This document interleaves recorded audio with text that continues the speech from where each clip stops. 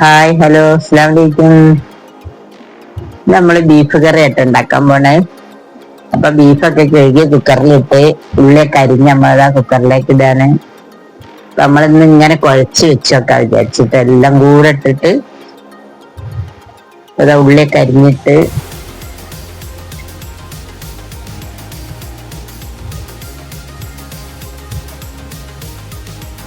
ഒരു 3 തക്കാളി അരിഞ്ഞിട്ടിട്ടാ.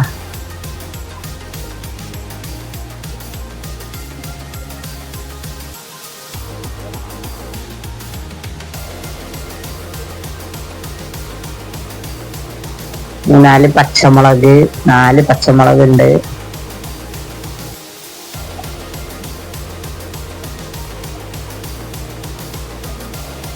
ഇഞ്ചി വെളുത്തുള്ളി പേസ്റ്റ്,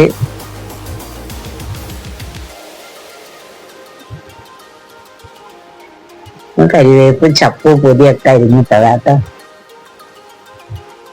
ഇനി മസാലകളൊക്കെ ഇട്ടിട്ടൊന്ന് കുഴക്കട്ടോ.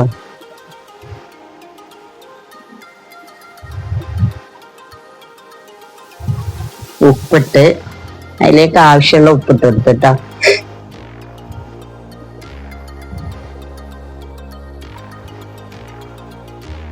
നമ്മൾ ഒരു 3/4 സ്പൂൺ മഞ്ഞൾപ്പൊടി ഇട്ട്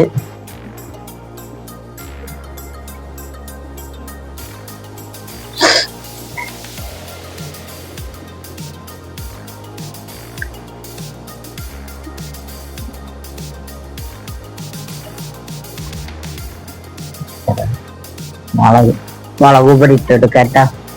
2-3 സ്പൂണായി. 4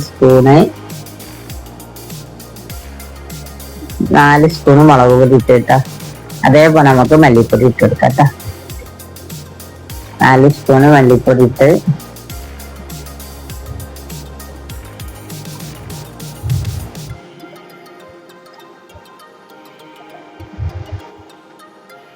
ബിരിയാണി പൊടിയാണ് കേട്ടോ. പിന്നെ ജീരകപ്പൊടി, കുരുമുളക് പൊടി, നമുക്കെല്ലാം കൂടെ ഒന്ന് നല്ല കുഴച്ചെടുക്കട്ടോ. അപ്പൊ നമ്മൾ ബീഫിനൊക്കെ ഇങ്ങനെ കുഴച്ച് വെച്ചാൽ നല്ല ടേസ്റ്റാട്ടോ. എല്ലാം കുഴച്ച്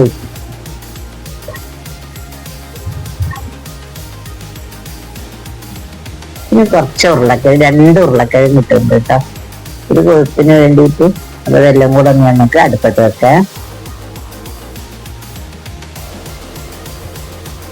അതാ ഇനി വിസല് വെച്ച് അടുപ്പത്ത് വെച്ചിട്ടുണ്ട്.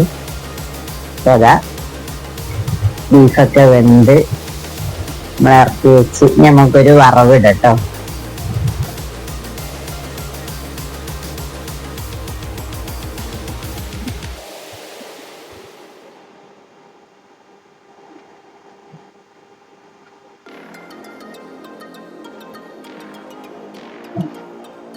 ലേശം ചുവന്നുള്ളി,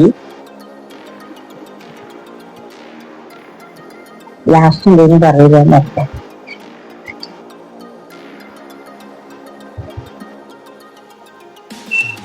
അപ്പൊ നമ്മളെ ഉള്ളി കരിവേപ്പിലൊക്കെ ഇട്ടൊന്ന് നല്ലോണം താളിച്ചെടുക്കട്ടോ. ആ ഉള്ളി ഒന്ന് മൂത്ത് വന്നാൽ നമുക്ക് കറിയിലേക്ക് ഒഴിച്ചെടുക്കട്ടോ. നമ്മളൊക്കെ അങ്ങനെ തന്നെ പച്ചയിൽ കുഴച്ച് വെച്ച് വേവിച്ചെടുത്താണ്. തേങ്ങ അരച്ചൊരു കറിയാണ്. നല്ല ടേസ്റ്റ് ഉണ്ട് കേട്ടോ. നല്ല ടേസ്റ്റ് ആയൊരു കറിയാണ്. ഇനി നമ്മളതിൽ മുകളിൽ കുറച്ച് കുരുമുളക് പൊടി ഇട്ടിട്ടുണ്ട് കേട്ടോ. അത് നമ്മൾ ക്യാമറ പിടിക്കാൻ ഇട്ടിട്ടുണ്ട്. ക്യാമറ ഇടുന്നത് കാണിക്കാൻ പറ്റിയില്ല.